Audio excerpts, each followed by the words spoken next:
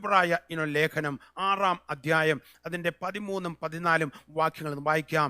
Book of Hebrews chapter 6 verse 13-14. ഇന്ന് പൽക്കാലം നമ്മളിന്ന് ചിന്തിക്കുമ്പോൾ ഞാൻ വിശ്വസിക്കുന്നു നമ്മുടെ കർത്താവ് നമ്മളോട് സംസാരിക്കുവാനായിട്ട് പോവുകയാണ്. നമ്മൾ പാടിയതുപോലെ ദൈവത്തിൻ്റെ വാഗ്ദത്തങ്ങളെ കുറിച്ചാണ് ഇന്ന് പൽക്കാലം അല്പമായി ചിന്തിക്കുവാനായിട്ട് ഞാൻ താല്പര്യപ്പെടുന്നത്. ദൈവത്തിൻ്റെ വാഗ്ദത്തങ്ങളെല്ലാം ദൈവത്തിൻ്റെ സ്വഭാവത്തെ വെളിപ്പെടുത്തുന്നു എന്നുള്ളത് ഒരു യാഥാർത്ഥ്യമാണ്. ഇന്ന് പൽക്കാലം നമുക്ക് അല്പനേരം ഈ ഭാഗത്ത് ചിന്തിക്കുമ്പോൾ ഞാൻ വിശ്വസിക്കുന്ന കർത്താവ് ചില കാര്യങ്ങൾ നമ്മളെ പഠിപ്പിക്കും. അത് നമുക്ക് അനുഗ്രഹം ആക്കി തീർക്കുമെന്നുള്ളതിന് യാതൊരു സംശയമില്ല. ആ ഭാഗം ഒന്ന് വായിച്ചാട്ടെ, 13-14 വാക്യങ്ങൾ. ദൈവം അബ്രഹാമിനോട് വാഗ്ദത്തം ചെയ്യുമ്പോൾ തന്നെക്കാൾ വലിയവനെ കൊണ്ട് സത്യം ചെയ്യുവാൻ ഇല്ലാഞ്ഞിട്ട് തന്നെ കൊണ്ട് തന്നെ സത്യം ചെയ്തു, ഞാൻ നിന്നെ അനുഗ്രഹിക്കുകയും നിന്നെ വർദ്ധിപ്പിക്കുകയും ചെയ്യുമെന്ന് അരുളി ചെയ്തു. ഇവിടെ ദൈവം അബ്രഹാമിന് വാഗ്ദത്തം കൊടുക്കുമ്പോൾ വാഗ്ദത്തം ചെയ്യുമ്പോൾ തന്നെക്കാൾ വലിയവനെ കൊണ്ട് സത്യം ചെയ്യുവാൻ ഇല്ലാഞ്ഞിട്ട് തന്നെ കൊണ്ട് തന്നെ സത്യം ചെയ്തു എന്ന് പറഞ്ഞു കഴിഞ്ഞാൽ അതിൻ്റെ ഒരു അർത്ഥം മനസ്സിലാക്കണമെങ്കിൽ നമ്മൾ നാട്ടിലൊക്കെ ലോൺ എടുക്കുന്നതിനെ കുറിച്ച് ചിന്തിച്ചാൽ മതി. നമുക്കറിയാം, നമ്മൾ ആരെങ്കിലും ലോൺ എടുക്കാൻ പോയി കഴിഞ്ഞു കഴിഞ്ഞാൽ ബാങ്കിലെ മാനേജർ പറയും വല്ല ഗവൺമെൻറ് ജോലിയുള്ളതായ 1-2 പേരെ സാക്ഷികളായിട്ട് കൊണ്ടുവരാൻ. കാര്യം അവർക്കൊരു ഉറപ്പ് വേണം. ഇദ്ദേഹം ഇനി അടച്ചില്ലെങ്കിലും ഈ ഗവൺമെൻറ് ജോലിയുള്ള പുള്ളികളെ പിടിക്കാം എന്ന് മാനേജേഴ്സിന് അറിയാവുന്നത് കൊണ്ട് അവർ 2 പേരുടെ പേപ്പേഴ്സ് അല്ലെങ്കിൽ അവർ വന്ന് സൈൻ ചെയ്ത് ഞങ്ങൾ അങ്ങനെ അവരുടെ ജാമ്യത്തിൽ നമുക്ക് ലോൺ ലഭിക്കുവാനായിട്ട് ഇടയായിത്തീരും. എന്നാൽ ഇവിടെ അബ്രഹാമിനോട് ദൈവം ഒരു വാഗ്ദത്തം ചെയ്യുമ്പോൾ തന്നെക്കാൾ വലിയവനെ കൊണ്ട് സത്യം ചെയ്യുവാനില്ല. അപ്പോൾ നമ്മുടെ ദൈവം വലിയവനാണ്. വലിയവനായ നമ്മുടെ ദൈവത്തിന് കരങ്ങളിൽ സ്തോത്രം ചെയ്യാട്ടെ. ആ വലിയവനായ ദൈവത്തെക്കാൾ മറ്റൊരാളിനെ കണ്ടുപിടിക്കുവാനായിട്ട്, ഒന്ന് സാക്ഷി നിർത്തുവാനായിട്ട് ആരുമില്ല. നമ്മുടെ ദൈവത്തെ പോലെ ആ ദൈവം പറയാണ്, ഞാൻ തന്നെ നിനക്ക് തന്നിരിക്കുന്നതായ വാഗ്ദത്തത്തിന്റെ ജാമ്യക്കാരൻ, അല്ലെങ്കിൽ അതിന്റെ സാക്ഷി, അതിന്റെ മധ്യസ്ഥൻ ഞാനെന്ന് കർത്താവ് തന്നെ പറയുന്നത് നമുക്കിവിടെ കാണുവാനായിട്ട് സാധിക്കുകയാണ്. ഹല്ലേലൂയ. എന്നിട്ട് അതിന് താഴോട്ട് വായിക്കുമ്പോൾ അബ്രഹാമിന് കൊടുത്തായ വാഗ്ദത്തങ്ങൾ എന്തുവാണ്? ഹല്ലേലൂയ, ഞാൻ നിന്നെ അനുഗ്രഹിക്കുകയും നിന്നെ വർദ്ധിപ്പിക്കുകയും ചെയ്യുമെന്ന് അരുളി ചെയ്തു. 2 അനുഗ്രഹങ്ങളാണ് ഇവിടെ കൊടുക്കുന്നത്. ഞാൻ നിന്നെ അനുഗ്രഹിക്കും. ആ അനുഗ്രഹത്തിനകത്ത് എല്ലാം അടങ്ങിയിട്ടുണ്ട്. എന്നിട്ട് പറയാണ്, ഞാൻ നിന്നെ വർദ്ധിപ്പിക്കുകയും ചെയ്യുമെന്ന് അരുളി ചെയ്തു. നമ്മൾ ദൈവത്തിന്റെ വചനം വായിക്കുമ്പോൾ പഴയ നിയമം എടുത്തു കഴിഞ്ഞാലും പുതിയ നിയമം എടുത്തു കഴിഞ്ഞാലും ഒത്തിരി വാഗ്ദത്തങ്ങളുടെ ഒരു കലവറ തന്നെ നമുക്ക് കാണുവാൻ സാധിക്കും. ഏതാണ്ട് 8,000-ഓളം വാഗ്ദത്തങ്ങൾ ദൈവത്തിന്റെ വചനത്തിൽ ഉണ്ട് എന്ന് നമുക്ക് വായിക്കുമ്പോൾ പലരും പല രീതിയിൽ പല നമ്പറുകൾ പറഞ്ഞിട്ടുണ്ട്. എന്നാൽ ഏതാണ്ട് 8,000-ഓളം 8,000 വാഗ്ദത്തങ്ങൾ ദൈവത്തിന്റെ വചനത്തിൽ ഉണ്ട്. എന്നാൽ ഞാൻ ചിന്തിക്കായിരുന്നു, ആ 8,000-ൽ കുറച്ചെങ്കിലും നമ്മുടെ വാഗ്ദത്തമായിട്ട് നമ്മളൊന്ന് കടന്നു പിടിച്ചിരുന്നെങ്കിൽ എത്ര അനുഗ്രഹമായിരുന്നു. ഹല്ലേലൂയ. ഇവിടെ ഇത്രയും വാഗ്ദത്തങ്ങൾ ഉള്ളതായ ഒരു പുസ്തകം അല്ലെങ്കിൽ ഒരു വലിയ കലവറ തന്നെയാണ്.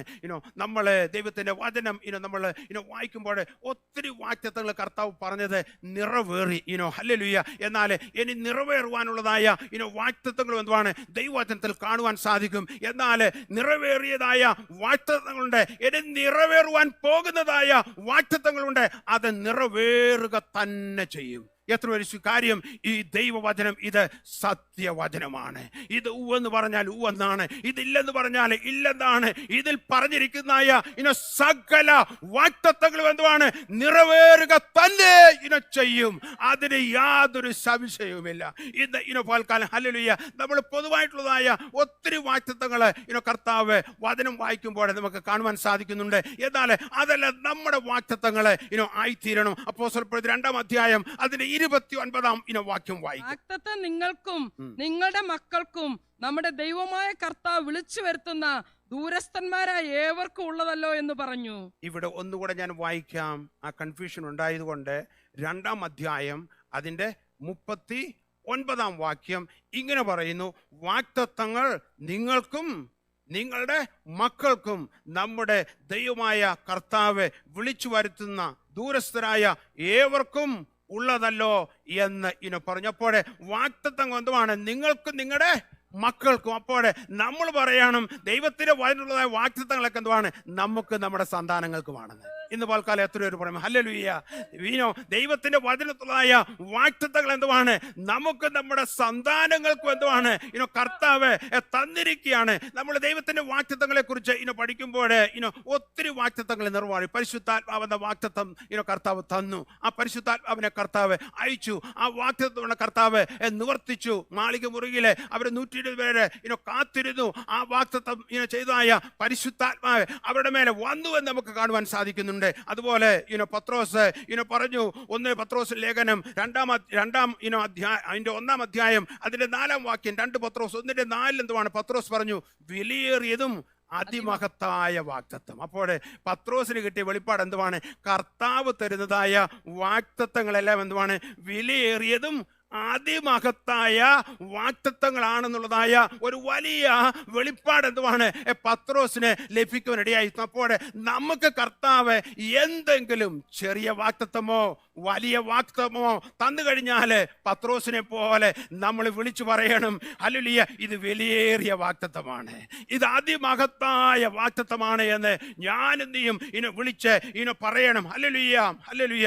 ഇവിടെ ഒത്തിരി വാഗ്ദത്തങ്ങൾ കർത്താവ് തന്നിട്ടുണ്ട്. നമുക്കറിയാം, ഹല്ലേലൂയ, അബ്രഹാമിനോട് പറഞ്ഞു, ഉൽപ്പത്തി 12:3 അബ്രഹാമിനാൽ സകലരും അനുഗ്രഹിക്കപ്പെടും എന്നുള്ളതായ ഒരു വലിയ വാഗ്ദത്തം അവിടെ അബ്രഹാമിന് കൊടുക്കുന്ന നമുക്ക് കാണാൻ സാധിക്കുന്നുണ്ട്. അതുപോലെ വെള്ളത്താൽ ഇനിയും ഭൂമിയെ നശിപ്പിക്കില്ല എന്ന് ജലപ്രളയത്തിന് ശേഷം എന്തുവാണ് ദൈവം ഒരു തീരുമാനമെടുത്തൊരു വാഗ്ദത്തം കൊടുത്തു.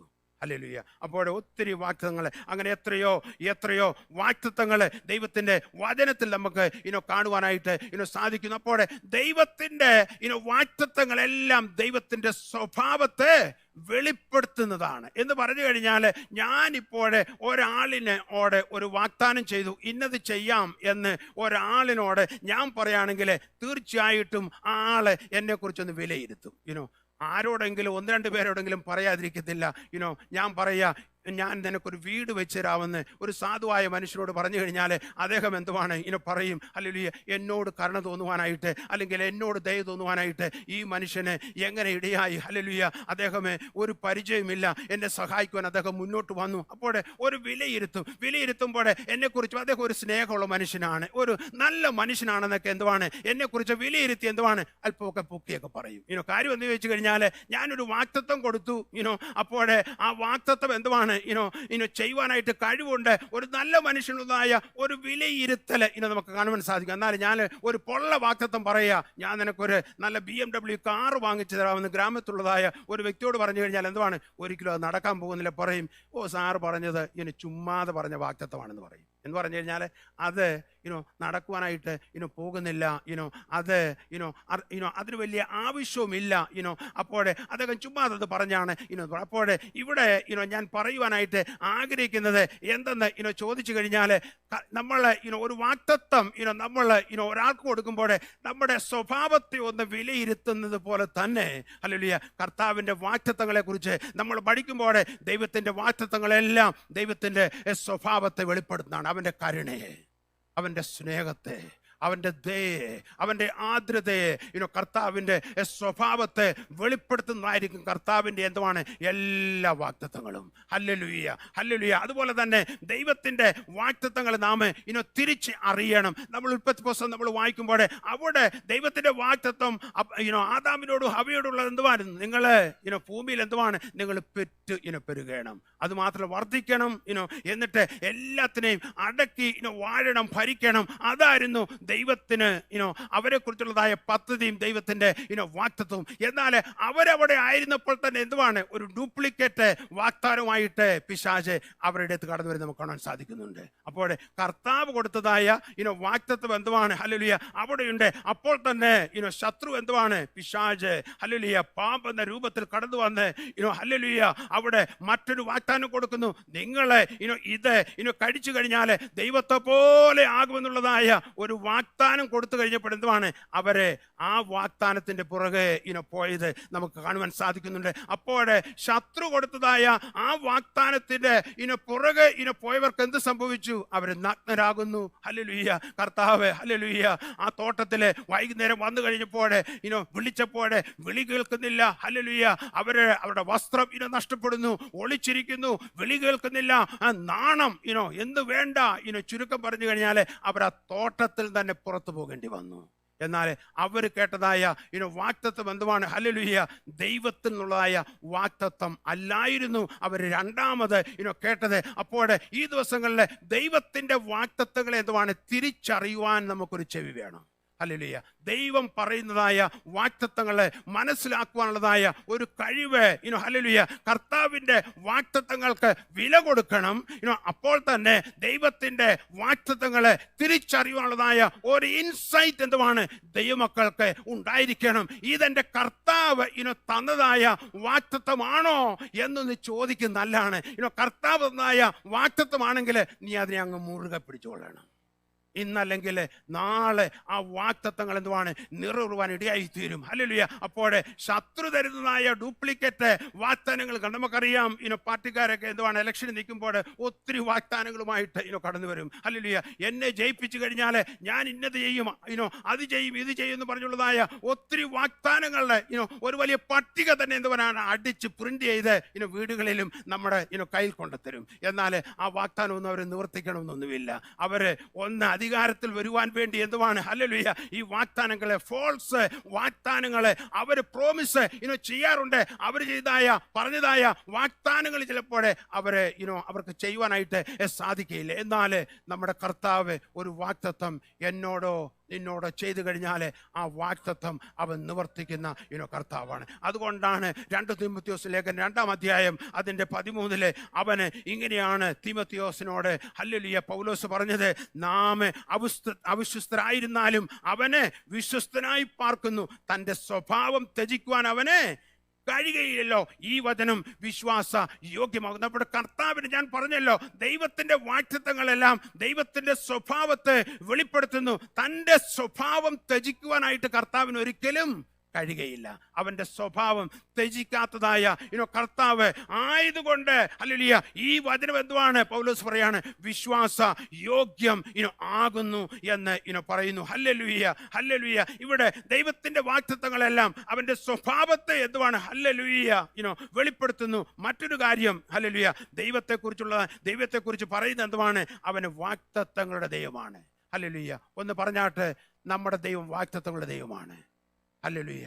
അവന് വാഗ്ദത്തങ്ങൾ എത്രയോ തന്നിരിക്കുന്നു. അതുകൊണ്ടാണ് കർത്താവിനെ വിളിക്കുന്നത് തന്നെ അവൻ വാഗ്ദത്തങ്ങളുടെ ദൈവം ആകുന്നു. 1 രാജാക്കന്മാരുടെ പുസ്തകം 8-ാം അധ്യായം അതിൻ്റെ 24-ാം വാക്യം വായിക്കുമ്പോൾ അവിടെ നമുക്ക് കാണുവാൻ സാധിക്കുന്നുണ്ട്.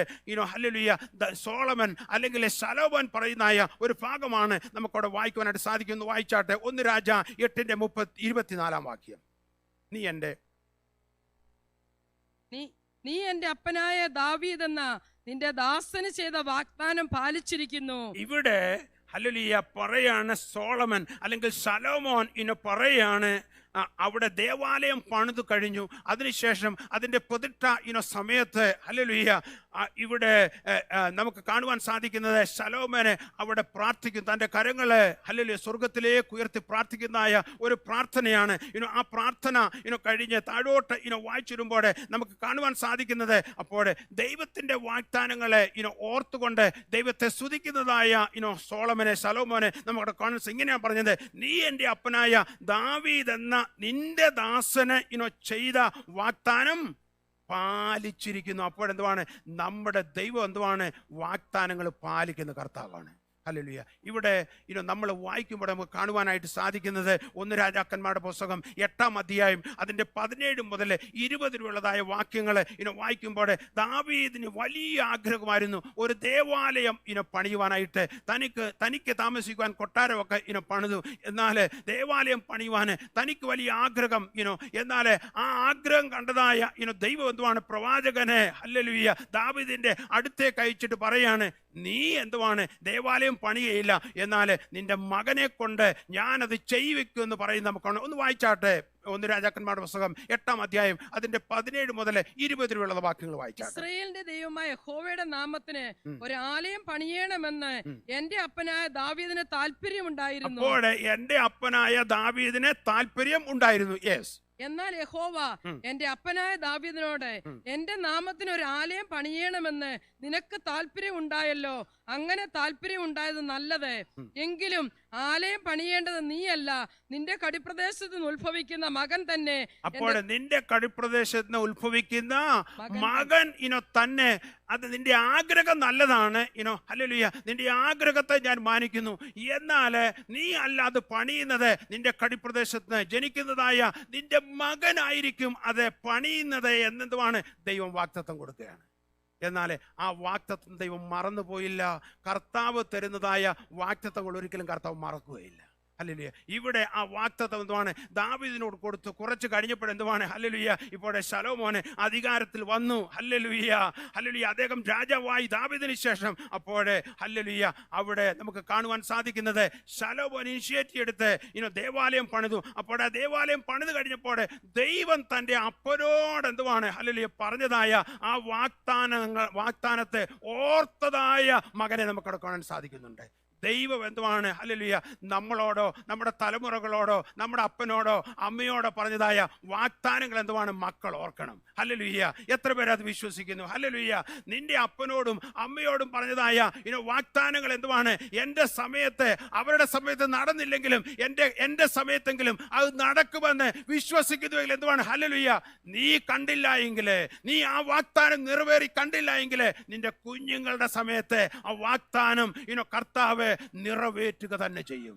ഇവിടെ ദാവീദിനോട് ഹല്ലേലൂയ പറയാണ്, നീ പണിയത്തില്ല, നിന്റെ കടിപ്രദേശത്ത് ഉത്ഭവിക്കുന്നതായ ജനിക്കുന്നതായ നിന്റെ മകനെ കൊണ്ടത് ചെയ്യിക്കും. എക്സാക്ട്ലി എന്തുവാണ് കർത്താവ് പറഞ്ഞതുപോലെ ചെയ്യുന്നതാണ്. എന്നിട്ട് പറയാണ് അതിന്റെ 24-ാം വാക്യത്തിന്റെ ഒടുഭാഗം വായിക്കാം. യെസ്. തിരുവായി കൊണ്ട് അരുളി ചെയ്തത് ഇന്ന് കാണും പോലെ തൃക്കൈ കൊണ്ട് നിവർത്തിച്ചിരിക്കുന്നു. അപ്പോൾ തിരുവായി കൊണ്ട് നീ അന്ന് അപ്പോൾ കർത്താവിന്റെ വാഗ്ദത്തങ്ങളല്ലേ എന്തുവാണ് അവന്റെ തിരുവായി കൊണ്ട് അവന് അരുളി ചെയ്തതായ വാഗ്ദത്തങ്ങളാണ്. അത് ഞാൻ ഇന്ന് എന്തുവാണ് ആ വാഗ്ദത്തം കണ്ണാലെ കാണുകയാണ്. ഹല്ലേലൂയ. ഇപ്പോൾ ദേവാലയം പ്രതിഷ്ഠിച്ചപ്പോൾ എന്തുവാണ് അപ്പന് കൊടുത്തതായ ആ വാഗ്ദത്തം എന്തുവാണ് നിറവേറപ്പെട്ടു. ആ വാഗ്ദത്തം എന്തുവാണ് കർത്താവ് പാലിച്ചു. ആ വാഗ്ദത്തം എന്തുവാണ് അവനെ കണ്ട് സന്തോഷിക്കുന്നതായ ഹല്ലേലൂയ ശലോമോനെ നമുക്കിവിടെ കാണുവാനായിട്ട് സാധിക്കുന്നു.